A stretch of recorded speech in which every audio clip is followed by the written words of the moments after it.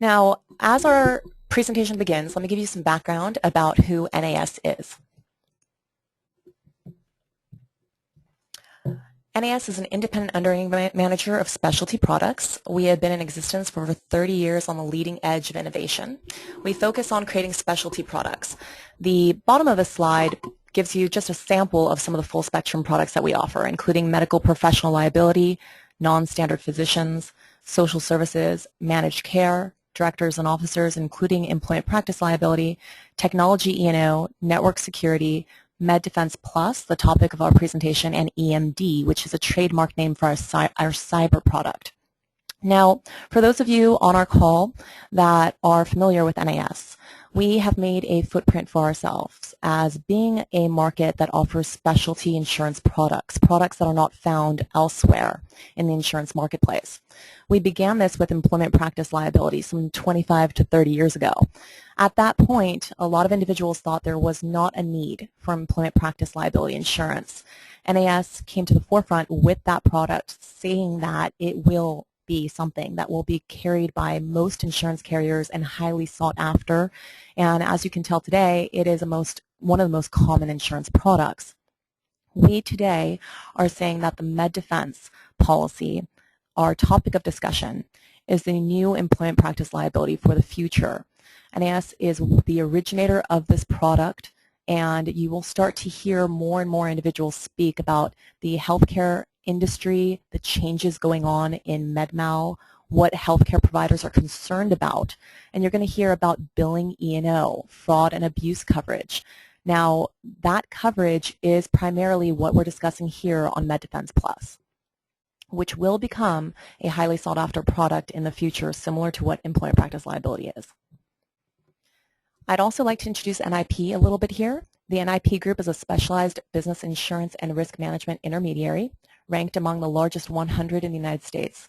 NIP Specialty Brokerage is a division of NIP Group, and they are a wholesale brokerage targeting non-standard commercial risks.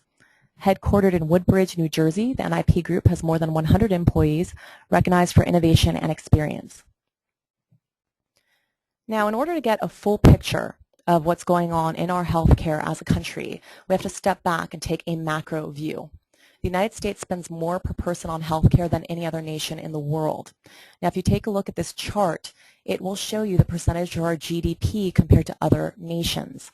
Now, the United States is on the left. About 17.4% of our GDP is spent on healthcare. These numbers are estimated to increase. And what we're facing now is a supply and demand issue. And as we go through the following slides, you're going to see where that issue is, where the equation is no longer working for us as a country. Here on this slide, you're also seeing some faded blue and darker blue colors. You're going to see that broken down into how much of the GDP is public versus private sector. If you take a look at what these other nations are doing in the world, the majority of them are actually spending more in government healthcare options for their citizens. The United States actually does not spend as much comparatively as other nations in the world. So we have discussed that, and it's taken center stage in our political arena regarding Medicare and Medicaid and entitlement programs and what will happen to healthcare in our country. Currently, we have about 16.3% of Americans, almost 50 million, being uninsured. You couple that with the number of underinsured, and it represents 42% of our country lacking adequate health care coverage. That is a very large number. Medicare and Medicaid insure about 1 in 3 Americans, and we saw Medicare enrollment hit record numbers this year as we saw the baby boomer generation enter retirement. On the right-hand side, you're going to see expectations for growth as a percentage of our GDP for these entitlement programs.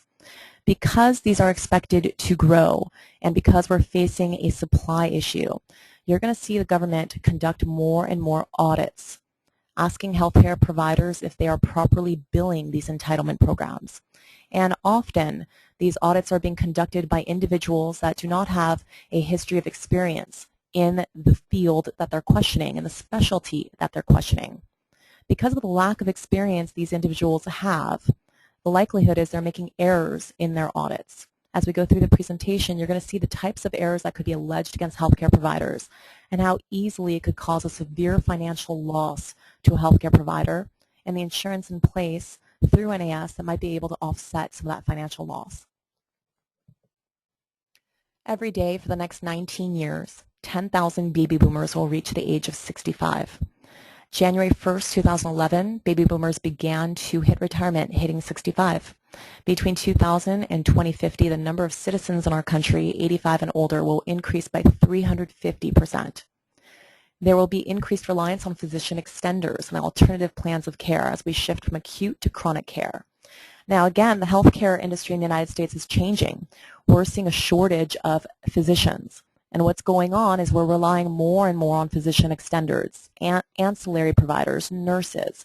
They're being stretched in their roles and being asked to take on more responsibilities. The way an MD may bill for Medicare and Medicaid reimbursement is different than the way an ancillary provider may bill.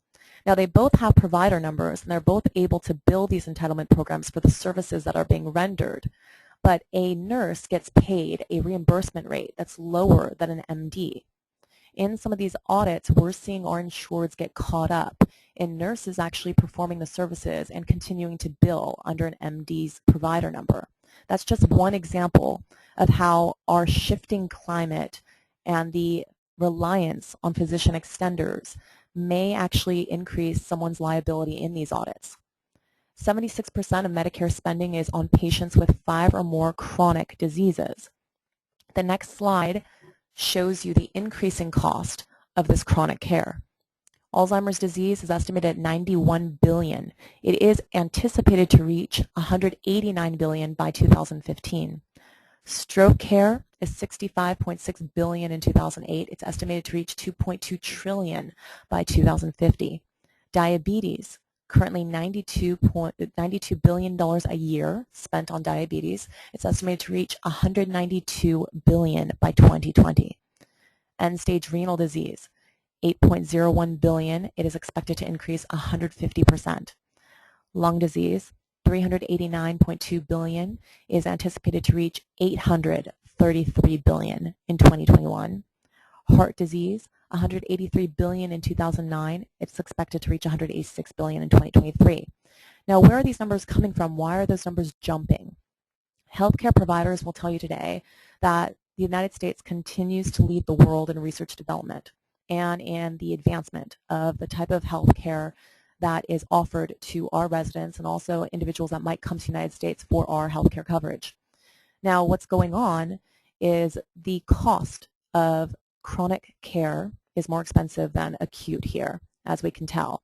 And as our population continues to age and live longer than they have in the past, these expenses are going to rise. As they rise, we're billing Medicare and Medicaid more. Our government is basically saying that they find that every year there's an anticipated $65 billion that they believe healthcare providers are improperly billing towards Medicare and Medicaid. They have made efforts to hire contractors to go out and audit the healthcare industry. Anyone with a national provider number is asked to comply with these audits. You don't have a choice if you are a provider. In these audits, you may be reviewed in multiple ways. As we go through the presentation, you're going to see the type of audits that can be conducted, who may conduct these, and the types of errors that may be found. Now, part of the allegations you'll see will include the medical necessity of services being rendered and also the overutilization of services being rendered. So a physician today that might be in radiology could be questioned for the number of images they take today versus the average for a radiologist 10 years ago. Now, if you look at those numbers, they've increased about 300% from what we had done 10 years ago. Doctors are saying, I've got new technology that allows me to offer these additional services to my patients to make sure that I'm appropriately diagnosing them. Doctors believe that they're accurately conducting their plans of care and not overutilizing the technology that is made available to them. The government disagrees, and you'll likely find that if you are in certain specialties, including radiology, the likelihood is you will be audited, you will be alleged to have improperly billed by overutilizing certain services, and we'll see that in the next few slides. Now, as we talk about supply and demand, our system out of balance, we're going to try to lay this out for you more here. Medicare was built to work by passing on an individual retiree's health care costs to the wide pool of current taxpayers. Now, in our research, I found this quote, and I thought it really did a great job summarizing where we are as a country. An average couple retiring today has paid just a little bit over $100,000 in Medicare taxes over the course of their working lives. What they receive is about $300,000 in benefits, even after adjusting for inflation. There were a lot of discussions about the Affordable Care Act. It was perhaps the most important legislation passed in the last decade. What the Affordable Care Act did, part of it, was it introduced 32 million previously uninsured Americans into our healthcare system from that date to 2014. 30 states are expected to have increases of or equal to 40% in Medicaid enrollment by 2019. Now, we're just giving you a snapshot of some of the states and the anticipated increase in Medicaid enrollment. Now, you can imagine not only do we have a country that's aging with Medicare enrollment hitting record numbers, but you also have the Great Recession that continues to go on and on. You have individuals relying on Medicaid like we've never seen before. States are financially suffering to the point that they are telling the federal government we cannot sustain the numbers of individuals that are coming to us for Medicaid enrollment. All of these efforts, all of these pressures on Medicare and Medicaid is causing the government to conduct these aggressive audits that we're discussing today. Our national unemployment rate is still hovering around 8%, and for every 1%, there are 1 million more Medicaid and CHIP enrollees. There are 1.1 million additional uninsureds. There's a drop in state revenue of 3 to 4%, creating state budget deficits of at least $149 billion for fiscal year 2012 to 13, on top of $430 billion in fiscal years 2009, 2010, and 2011. Extremely alarming, and it continues to be repeated. The states are consistently talking on a federal level to say that they cannot handle the pressures on Medicaid enrollment. Now, what's going on is while these increasing Medicaid enrollment pressures rise, the government is cutting back on Medicaid reimbursements. The top 6 states facing major financial stress are outlined for you here. California, Illinois, New Jersey, New York, Texas, and Virginia comprise more than 1/3 of our nation's population and almost 40 cents out of every dollar spent by state and local government. We're just giving you a snapshot here on the bottom of your screen to show you cutbacks in Medicare payments to both physicians and hospitals. Again, this is just a snapshot of what's going on across the country.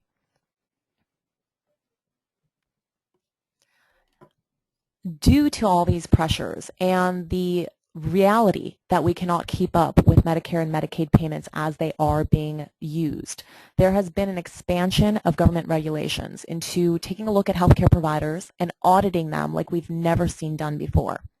Now, these audits are being conducted under various names. For the purpose of our presentation and time, we're going to go through a few of them. One of the most popular ones that you may have heard of is called the Recovery Audit Contractor Program, the acronym for that being RAC. The healthcare industry loves acronyms, and we're going to see a lot of them through this presentation. Zone Program Integrity Contractors, referred to as ZPIC, MAC, and MIC. The last 2 bullet points on this slide are laws that have been passed, legislation that's been passed that has also affected healthcare providers, putting them in the center arena as individuals that are responsible for healthcare, private healthcare information in a fashion that we have not seen before. Why are these two being linked? If you are a healthcare practice, a hospital, a medical group that's being audited by the government, if you have a provider number, you are susceptible to being audited. If you are audited, what can you be questioned on? You're not only going to be looked at for the appropriate billing of services to Medicare and Medicaid. These contractors are able to question your relationships with other entities that you might be sending patients to. So you might have a Stark violation. You might also be susceptible to a HIPAA violation. The way these auditors are paid is, again, questionable by the government.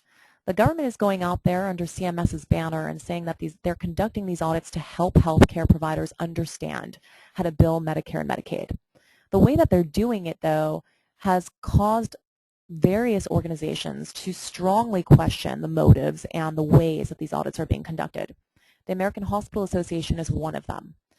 What is being called out is that these contractors, these auditors, are being compared to bounty hunters. The Recovery Audit Contractor Program, which we're going to discuss first, these individuals are paid on a commission basis based upon what they successfully recoup. So if they go into a healthcare practice and they question them to see if they're correctly billing Medicare and Medicaid, and they don't find any errors, which the likelihood is quite rare nowadays, but if they don't find any errors, they might find a HIPAA violation and then go from there because they want their 9 to 12.5% commission. Now, the background of some of these laws and the legislation that brought these audits to the surface is outlined for you here. And here on these slides, we're going to go through the Recovery Audit Contractor Program to outline who they are and what they're able to do. On CMS's website, RAC is defined as an aggressive program to find and prevent waste, fraud, and abuse in Medicare and now Medicaid. Targeted classes include, but are not limited to, hospitals, medical groups, physicians, providers of durable medical equipment, outpatient rehabilitation facilities. Now, all of these are just a sample of where you're going to see these audits. The highest concentration of hospitals in the United States is the Southeast. Now, hospitals were initially the low-lying fruit. They had cost reports with high amounts that were being billed to Medicare and Medicaid. As you can tell, if you're an auditor under RAC and you get paid 9 to 12.5% commission of what you successfully recoup, you're going to go for those low-lying fruits. Hospitals were just the beginning. Now it's become a domino effect. Hospitals are being looked at for their inpatient, outpatient status. Hospitals are being questioned whether an individual should have really been an inpatient individual or whether their service could have been conducted in a manner to release them from the hospital without an inpatient stay. If there is an error in the plan of care by a hospital, it begins the domino effect. You're going to see the hospital called into question. Then you're going to see the medical group called into question. You might see the skilled nursing facility that patient was transferred into called into question. These individuals that are auditing have very wide parameters of what they're able to do.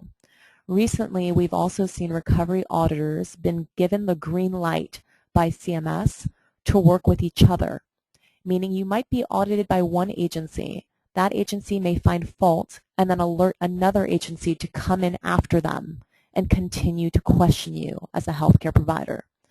What we say here, looking at the claims that are rolling in, if you are hit once as a healthcare provider being called into question for your billing of Medicare or Medicaid, the likelihood is you're going to be continuously questioned. By law, you are able to be audited every 45 days by the government. These audits are conducted, like we said, by third-party contractors. They are paid on a contingency fee basis for RAC. Now, RAC began with a 3-year test program in just a few states. It was California, Florida, New York, Massachusetts, South Carolina, and Arizona. In that handful of pilot states, the government collected almost $1 billion in improper billing. Now, what I think is interesting is when you look up RAC, ZPIC, MAC, MIC, all of these acronyms, when you go on cms.gov, when you take a look at what the government is doing, you'll find a lot of information regarding what the government is recovering in these audits. What you won't find, or what you might find difficult to find in your searches, is the number of individuals that appealed, the number of individuals that told the government, I don't believe you did this correctly. If you take a look at a sample pilot program, there were almost $1 billion recouped in those 5 states. What individuals don't know is that out of those individuals that were questioned and alleged to have improperly billed, only 6.4% appealed. Out of the 6.4%, 64% won. That shows you how high the errors of these contractors are when they make the allegations of improper billing. Now, RAC and ZPIC and other auditors have agreements with CMS. This is the distribution by region for RAC. It breaks up the United States into 4 areas.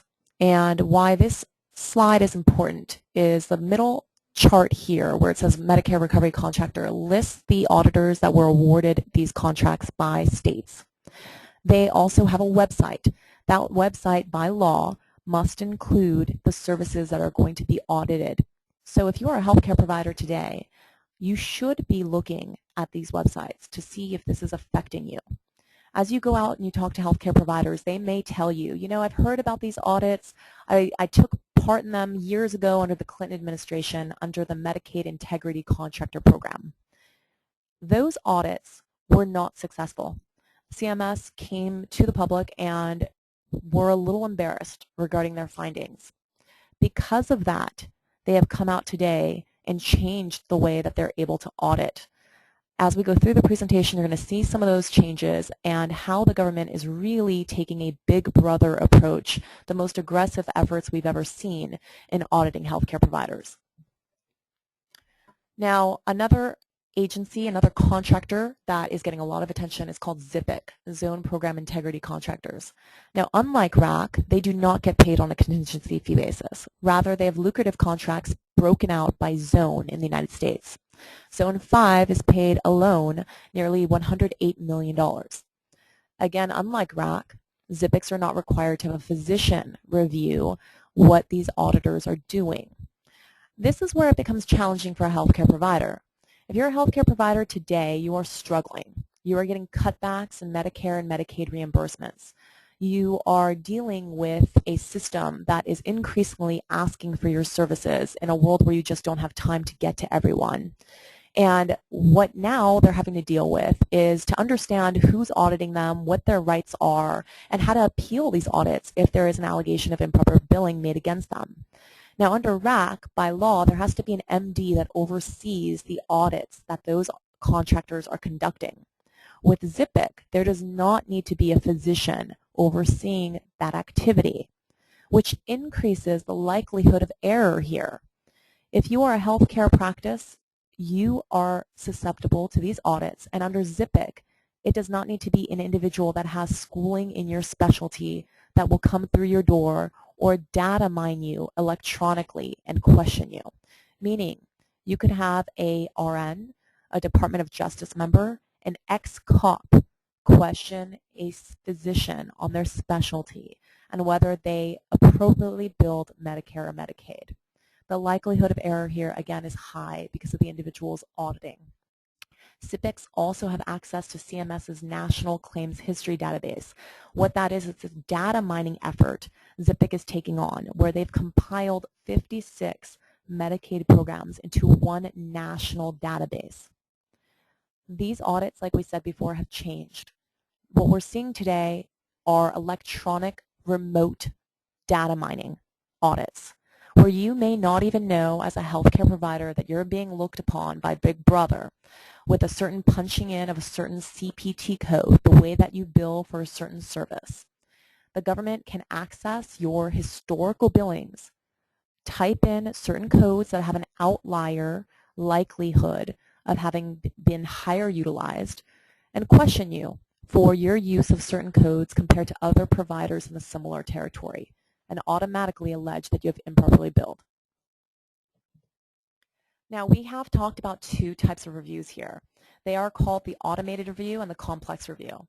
Now, the complex review is the physical review of your files. That is when a healthcare provider will be in complete fear that an auditor that has an agreement with CMS may come through their practice at any time and ask for medical records that they will review, leave their practice, and then send a formal letter to them stating that they found errors. Now, if you are a healthcare practitioner, you have to comply with these audits. If you do not supply the medical records to these auditors on time, you are automatically proven guilty.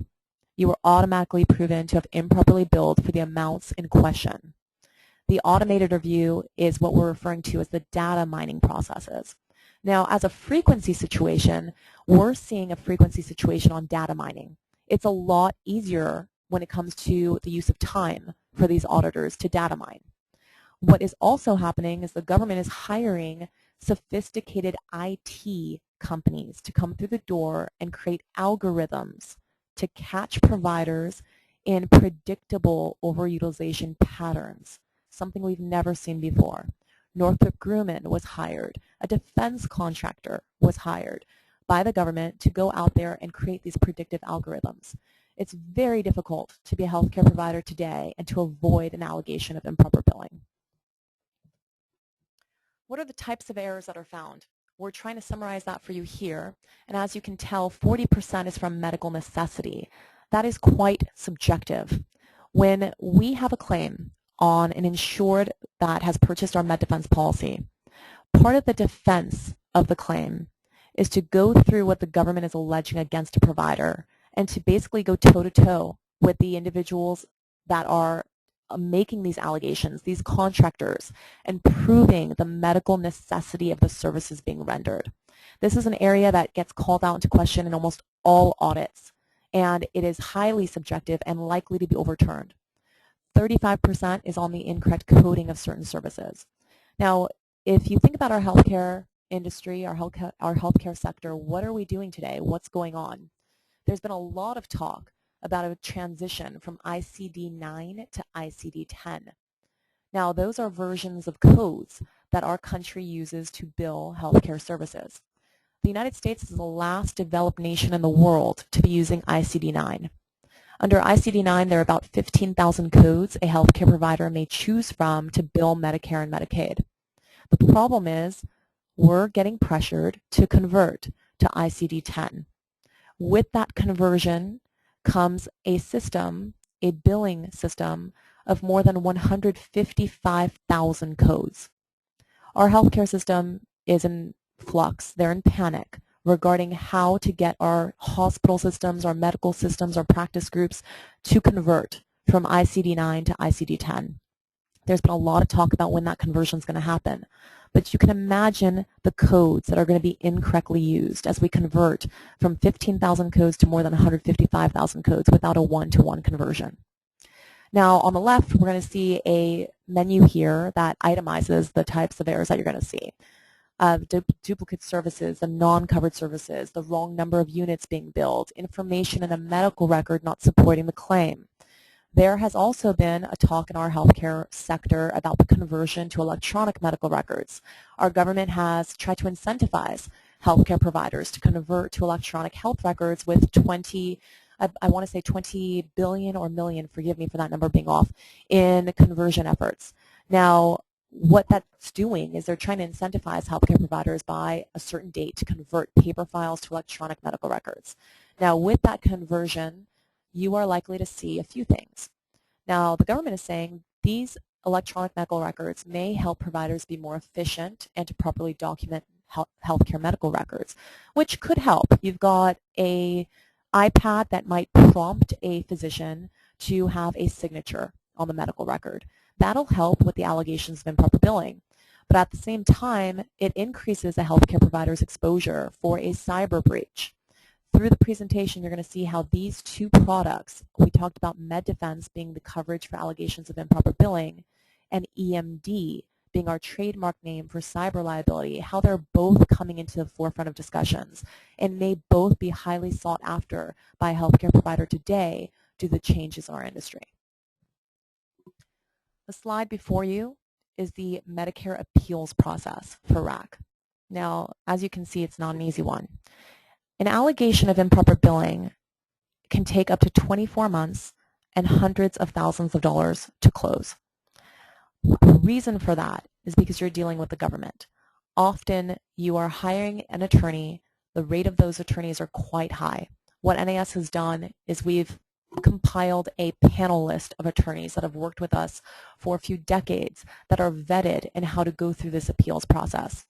If you are a healthcare provider and you get an allegation of improper billing, the likelihood is you will have someone physically come into your practice, ask for a sample of your medical records.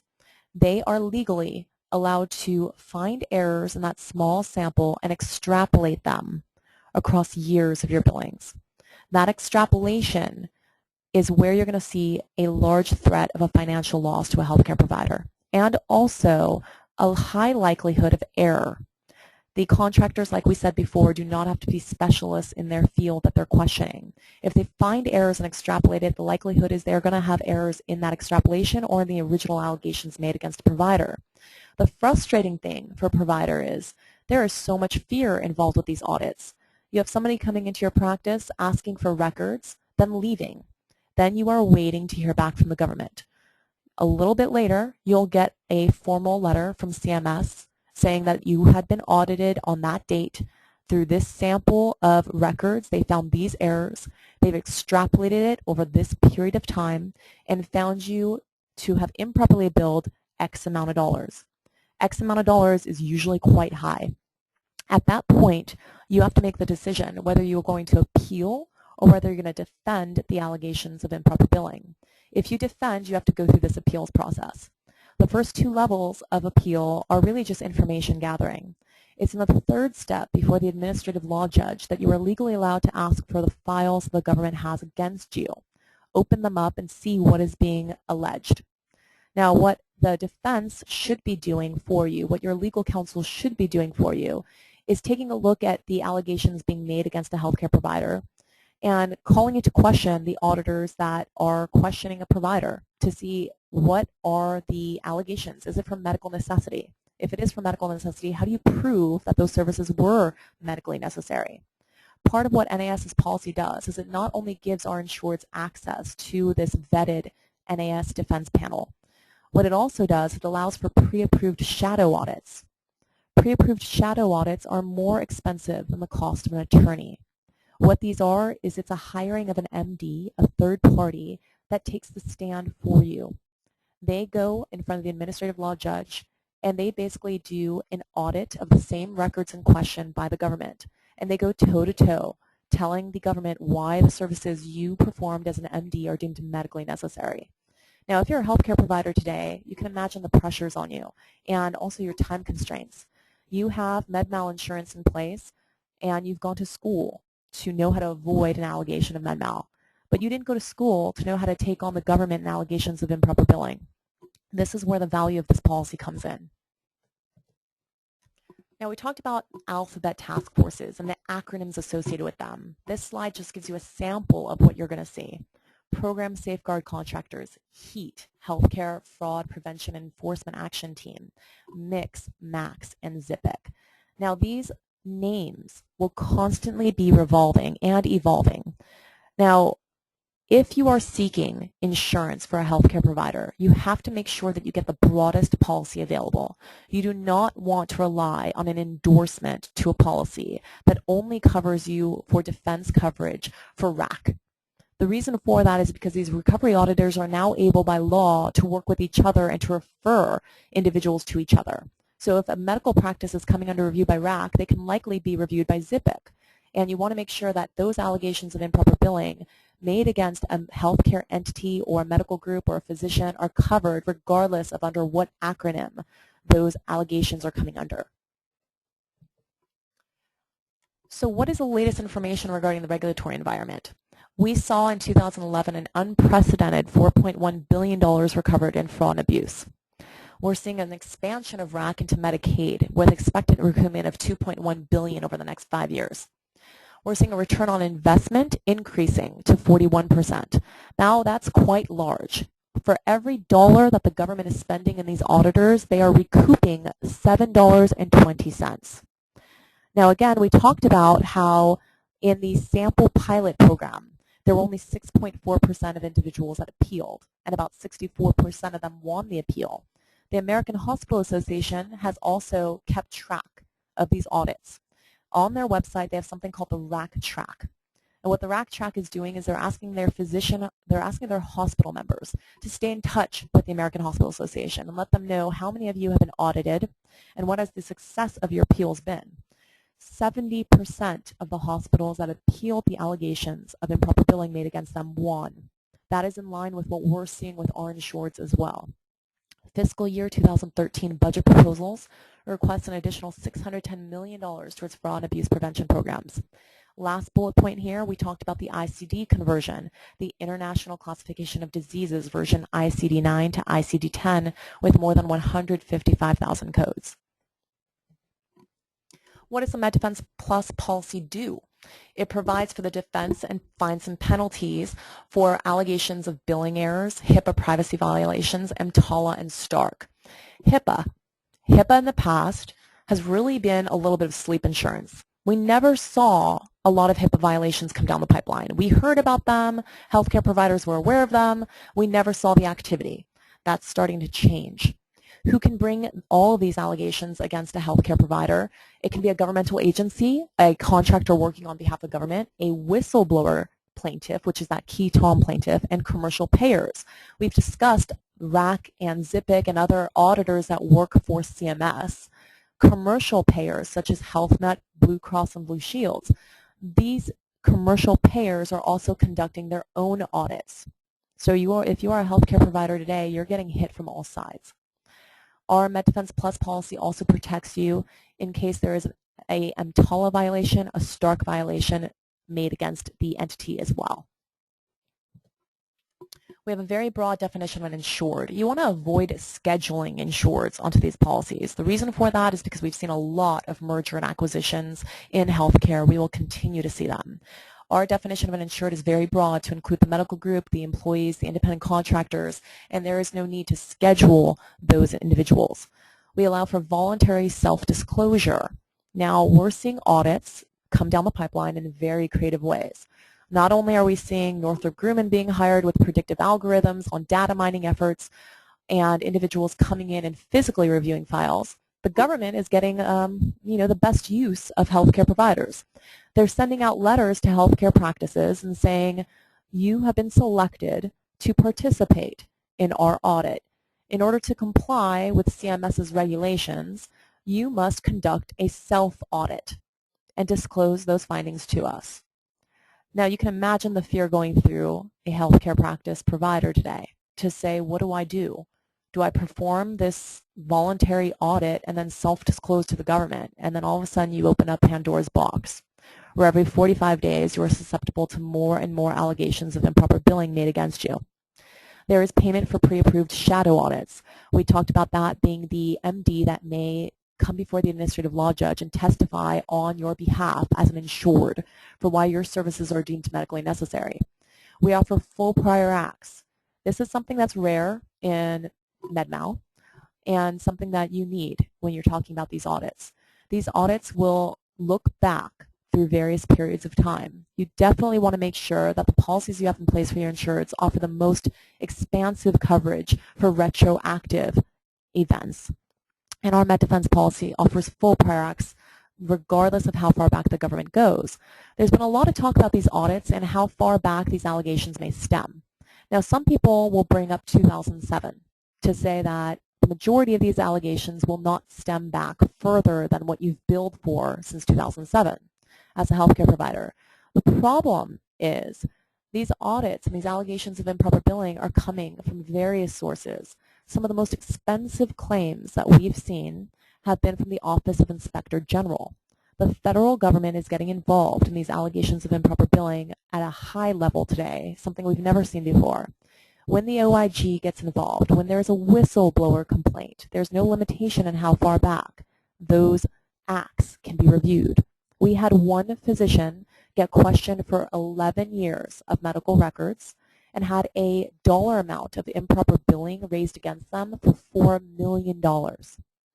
There is also a free choice of counsel with NAS's policy. So what we do here is we have a panel of attorneys that we've vetted and that we know are well-versed in how to handle these appeals. If the insured believes that their attorney knows how to handle these appeals, we will allow them to add them to our panel. We ask for their CV and their hourly rate in order to make sure that their experience qualifies them for these types of cases. We also offer standalone HIPAA coverage. We talked about how HIPAA in the past has sort of been silent insurance, sleep insurance, where we didn't see much activity. We're going to go into some slides that show you how that's changed. And if standalone HIPAA coverage is needed, we have it available. We have a sublimit for medical board proceedings coverage as well for defense cost reimbursement in that manner. There is no limitation on a state basis for MEDEFENSE, which again is different than MedMal. The types of limits available here, we have up to a $10 million limit available, and what we do is we usually base it on the number of providers for medical groups. Anything that falls outside of a medical group, we will look at their revenue. Deductibles range from $1,000 and up. We do have a coinsurance of 25%, which may be able to be waived due to the use of approved panel counsel. Now, the real cost to an insured, and this is what you might get asked, where are my costs going to be? The costs are likely going to be in the defense. Like we said, it takes about 24 months for these claims to close. And what we're seeing is that the majority of the time, the restitution, the amounts alleged to be improperly billed, are likely to be overturned or significantly reduced. But in that time period, in those efforts to bring down or overturn that restitution, you are going to incur hefty legal fees.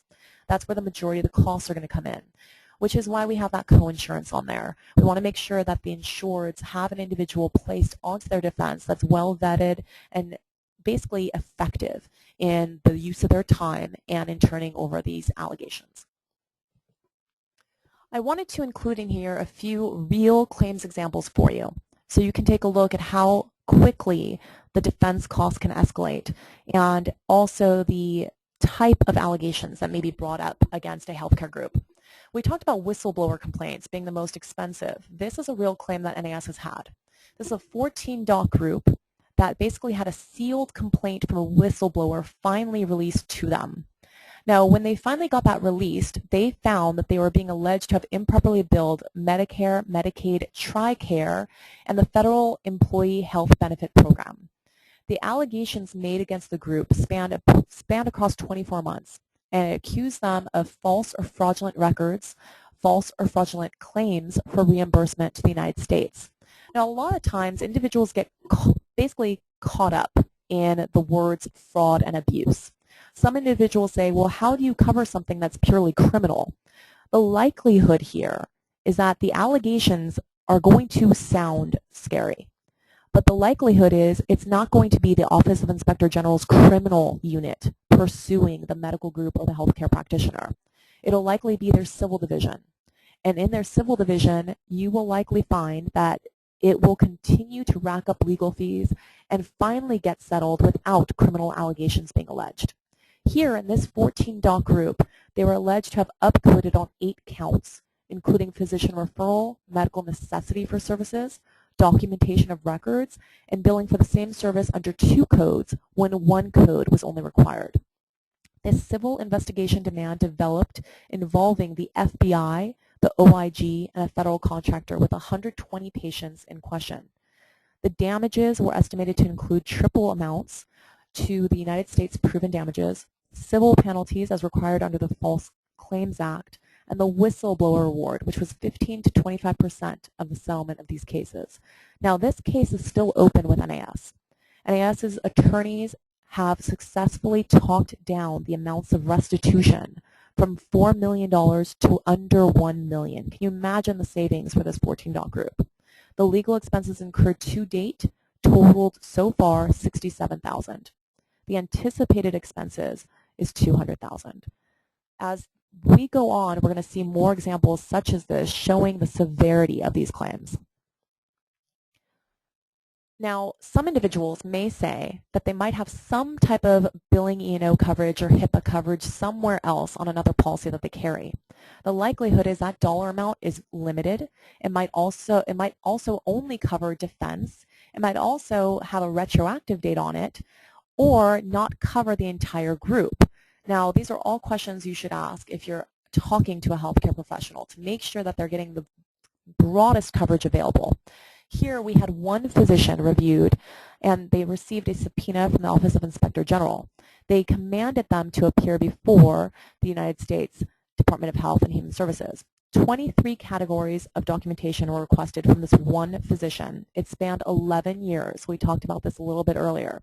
The dollar figures at issue were potentially in the multiple millions with the OIG. Now, what happened here was quite interesting. There was an argument on the federal versus state level regarding how far back the OIG was legally allowed to question the physician with regards to HIPAA. Our attorneys have picked up the case, and so far, the legal expenses to date are $48,000. The anticipated expenses is $300,000 for one physician. What we're also seeing in these audits are expansive efforts and rights by these auditors that we've never seen before. If you're being audited today, there are a few things that could happen to you. Not only will you be potentially asked to pay back significant amounts of money to the government, you could incur your provider number being frozen. Now, if your provider number is frozen, what that means to you is if you are highly billing Medicare or Medicaid and your provider number is frozen, you could be put out of business. You might have to shut your doors. Part of the defense of these allegations of improper billing is to basically unfreeze your Medicare number and get you back going.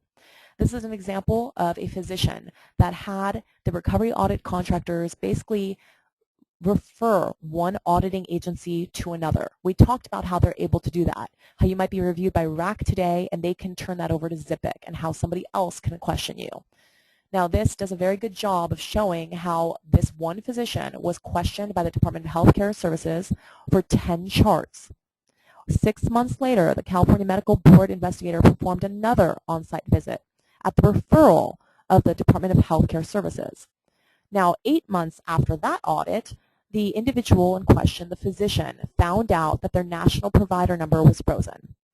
They identified major problems with that one physician, including false and misleading information in their medical records, quality of care issues, billing for services not documented at the appropriate level, and illegible handwriting. Defense counsel was selected and attorney negotiations began. Expert evaluation, we talked about those pre-approved shadow audits. Expert evaluation was brought on board with a board-certified nephrologist whose opinion was that all services rendered by the physician were within standard practice and medically appropriate. In addition to the presentation of the expert consultant, defense counsel argued that the handwriting in question was sufficiently legible to comply with requirements set out in professional codes principally relied upon by investigators in record-keeping cases. After 2 years of defending the allegations, the Medical Board of California and the Department of Healthcare Services withdrew their summary suspension and the physician was reinstated. Legal expenses on this was $82,000. Again, a single provider. And look at the allegations being made. The handwriting being ineligible in a medical record. We now are going to talk about the eMD coverage, the cyber liability, and why that's important to healthcare providers today, what NAS is doing to come to the forefront of these discussions with one product that is going to be very robust and answering the needs of a healthcare provider beyond MedMal today. Cyber liability is being discussed today for a few reasons. It is a growing problem in the United States to have identity theft being a major complaint. It is the fastest growing white-collar crime in America. Identity theft is the #1 complaint lodged in 2011 for the 12th year in a row. There's also a frequency of threats here. Every second there are 2 new pieces of malware created, basically software that hacks into a system for malicious purposes. A cyber intrusion occurs every 5 minutes. 52% of companies failed to report or remediate a cyber breach in 2011. In 2011, we're also seeing 419 data breaches publicly disclosed, exposing 22.9 million records. Every second, 14 adults become victim of a cybercrime, resulting in more than 1 million cybercrime victims every day. That is 69% of our online adults. Now, when you take a look at the cost of what cyber liability is doing to our country, it's staggering. Government reports estimate that cyber breaches cost the United States economy over $1 trillion annually.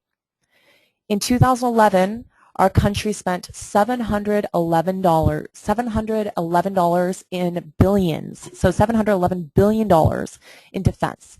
Compare that to over $1 trillion for cyber breaches. When you look at the world globally, you're going to find that the majority of the world spends $1.7 trillion in their total efforts in defense. Now, just massive numbers here. Where are the costs coming from if there is a cyber breach? The average cost per cyber breach was $3.7 million in 2012. That's up from $2.4 million in 2011. The average cost of defense, $582,000. The average cost of settlement, $2.1 million.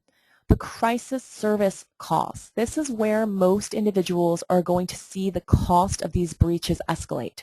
You're talking about IT forensic individuals being called in to find out where the root of the breach happened, legal counsel becoming involved, notification and credit monitoring being needed. Now, the majority of states in our country have mandated these notification laws across all states. Well, not all states, but almost all of them. We're going to outline them for you in the next couple slides. The average of these crisis service costs is about $983,000 per event. Media awareness. Now, in the last few years, we have seen a lot of discussion regarding large breaches, and I believe that you're going to see more and more of this in terms of what the media is focusing on because so many individuals are affected by these breaches. HealthNet had 1.7 million records compromised. The cause was that they were unable to locate 9 network server drives. Eisenhower Medical Center had 500,000 records compromised. The reason for it was theft. A hospital computer was stolen. New York City Health and Hospitals, 1.7 million records. The cause of it, negligence of a third party transporting their records. The most disheartening thing here is those records were compiled over 20 years, so you can imagine how much private healthcare information was breached. Stanford Hospital had 20,000 records that were compromised. The reason for this, we're seeing a frequency of. The emergency room patients' data was posted on a commercial website for nearly a year. One of our own insureds also had a similar situation. It was a medical group that had hired a new administrator. That administrator was having a difficult time scheduling patient visits and having various physicians in the group being able to access that calendar.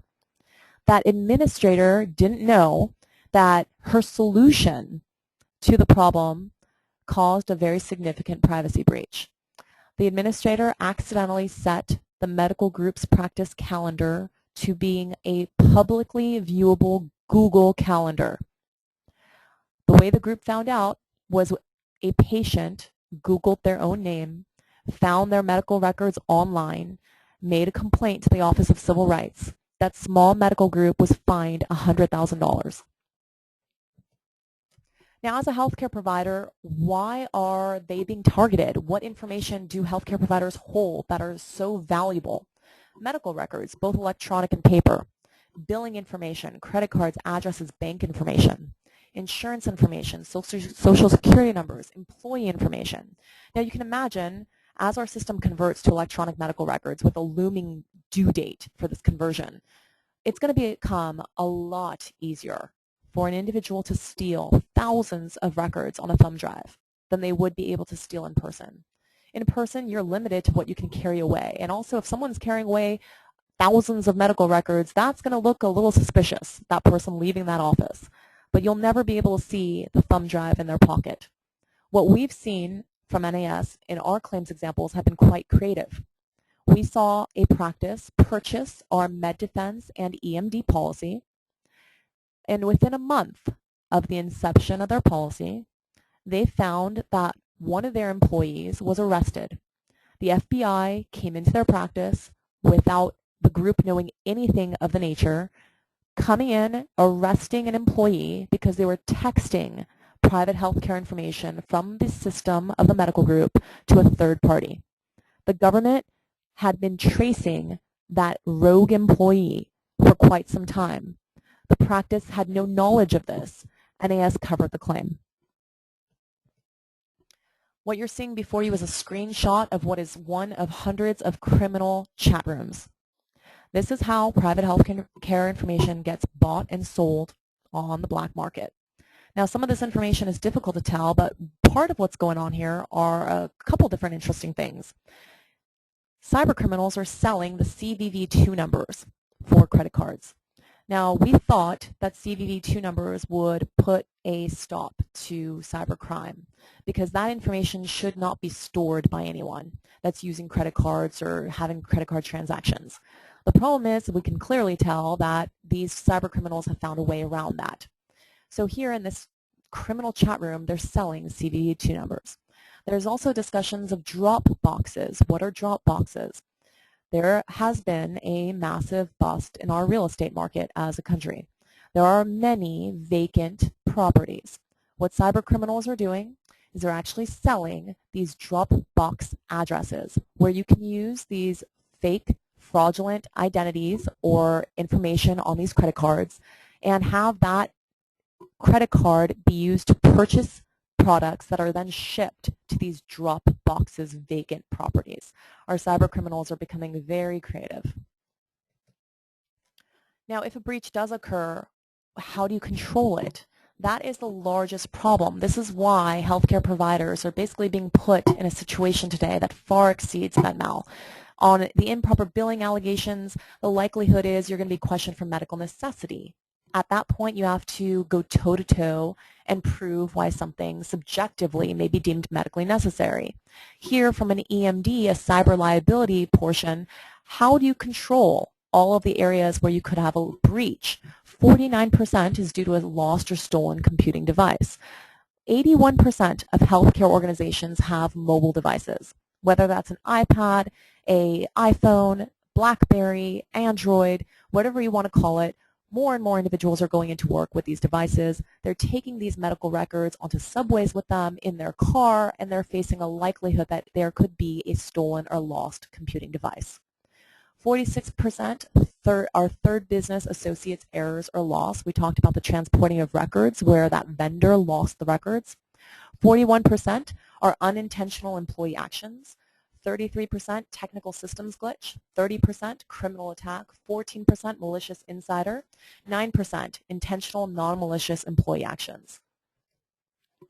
The stakes have never been higher when you're taking a look at the increased regulatory activity. The Office of Civil Rights has begun an unprecedented nationwide audit system. The stakes for being HIPAA compliant are now coming to the forefront of what healthcare providers are concerned about. We talked about a national breach notification law for medical records. 46 states, the District of Columbia, Puerto Rico, and the Virgin Islands have laws requiring notifications for security breaches involving personal information. The HITECH Act changed HIPAA as we know it. Business associates now have direct obligation to provide a notice of breach to covered entities. We're also seeing an increased penalty for HIPAA. It used to be that if you had a HIPAA violation, there would be a $25,000 fine, and the likelihood is you wouldn't get hit with it. Now we're seeing those penalties come down the pipeline and being highly utilized. Under the HITECH law, we are seeing a 4-tier system that increases penalties based upon the level of culpability. The maximum fine here has gone from $25,000 to $1.5 million per year. Now here is just a sample of what we've seen and the reasons for it. Signet was hit with a $4.3 million fine. They refused to provide 41 patients access to their medical records. They ignored letters and phone calls from the Office of Civil Rights. They paid heavily for it. The Massachusetts General Hospital had a $1 million settlement. The cause, an employee leaving 66 patient records on a subway.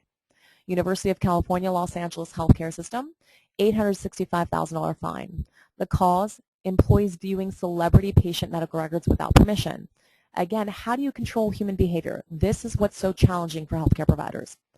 Blue Cross Blue Shield of Tennessee, $1.5 million settlement. The cause was theft of 57 unencrypted hard drives containing private healthcare information. The settlement was imposed due to failure to implement adequate physical safeguards and access controls to protected private healthcare information stored. If a breach does occur, what might happen? The total average per breach cost to a healthcare organization in 2011 was marked at $2.24 million. Total 2011 average number of lost or stolen records per breach were 2,575 records. The cost per record breach for healthcare is $194. There is a 4.2% turnover rate for healthcare. Now, we were talking about where the majority of these costs might come from if you have a breach, and we talked about the crisis service costs. If there is a breach, not only do you have to hire individuals to find out what happened, those IT forensic individuals, but you're also going to have a PR situation on your hands. You're going to have to go out there and prove to the public why you are still a safe venue for their healthcare services.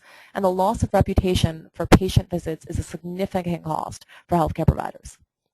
Using the numbers above, we can deduct the following breaches for direct and indirect costs. Now, when you talk about eMD, when you talk about cyber liability, there are multiple components in here. We've summarized them for you here. The privacy breach response cost on the top is really the bulk of where you're going to get the majority of coverage. That includes all reasonable legal, public relations, and IT forensics. The network security and privacy, you're going to see that for both electronic and printed information, and that covers the third-party claims alleging financial loss. So you may not only get questioned on a regulatory side with a fine and penalty, but you may face civil lawsuits. Sutter Healthcare had a computer stolen. Now, they were in the process of encrypting all of their data.